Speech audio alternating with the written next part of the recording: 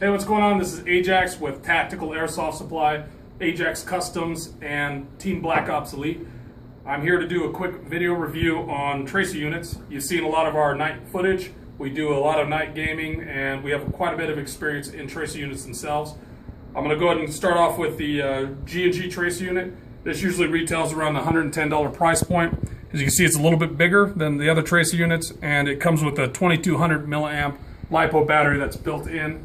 So it has a pretty long run time. I don't personally care for the internal batteries because on an off chance your battery dies, if you can't change it, then you're pretty much boned for the night fight. But you know, as long as you charge this guy before the game, every game, you shouldn't have a problem with that. These are ultra reliable. We sold quite a few of them without any of them breaking down, and they are quite bright when you're using glow-in-the-dark BBs through them. The only real drawback on this guy is the on switch. Indicates that it is on. That's a nice little feature, except when you're running around in the dark, you know, that could give away your position, and a lot of operators get a little paranoid about that feature. So, you know, I would say that, you know, you're going to have to kind of deal with that guy. The next tracer unit I'm going to go over is this is the knockoff Tokyo Marui tracer unit. You'll see a lot of these out on the market labeled as JG, Lancer Tactical, Echo 1. These tracer units are pretty much a knockoff of the Maruis. They have the same battery systems, which I'll show you in just a moment. The telltale sign that it is a clone is that when you take off the sheath, you're not going to have any labeling generally, and the button has it doesn't have a white band around it. It's just black. We sold these in our shops for a while. They are fairly bright. I've seen brighter tracer units. Biggest problem with these is they have a pretty high failure rate.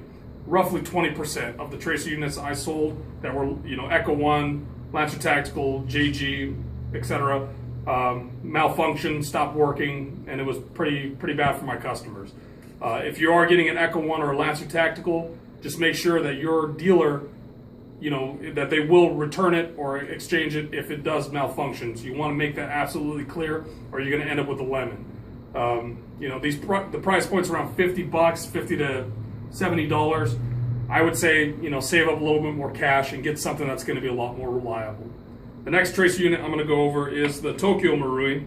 As you can see, they're pretty identical. This one here has the white little band, as you can see. These are the best tracer units in my opinion. They are, you know, in America you're going to be spending a little bit of cash for them, you know, $135 price point.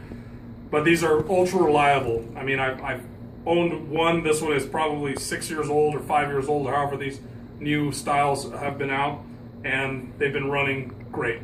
A little bit of maintenance on it is necessary. You'll want to clean your terminals, because if you leave your tracer on, it's going to corrode a little bit. Keeping that clean and then hitting it with your cleaning rod with a little bit of paper towel or something like that will clean this tube, because if the tube gets dirty and the infrared sensor is plugged up, it may malfunction.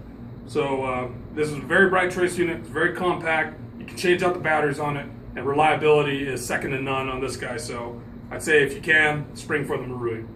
If you can't, you know, another really good tracer unit is the Mapple Blackside and Blackside Flare tracer units here. The features on this is it only takes 3 AAA batteries. If you use rechargeable batteries, you can also use a USB connection to charge those particular batteries, so you can kind of have the best of both worlds.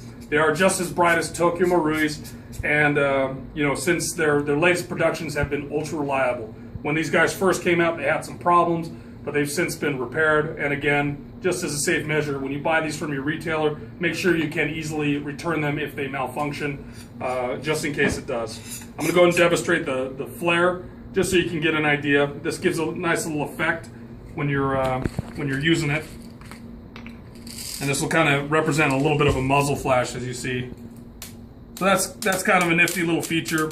Can give away your position, but usually a tracer unit, that's what they're designed to do. When we fight our night games, we usually require all rifles to have either a flashlight that has to be turned on when you fire it, or a tracer unit, because when you're fighting at night, you got to think of the gameplay factor of it. If you can't see who's shooting you, you can't return fire, you don't really have a game. So games we host, you have to have one or the other, and these are the choices that we're often coming up with.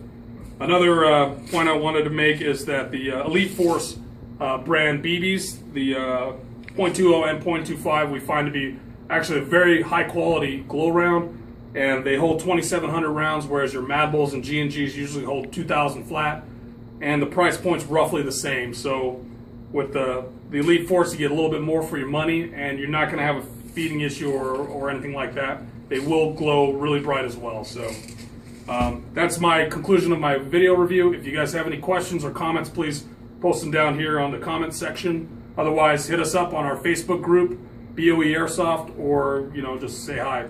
So yeah, thanks for your time. Peace out.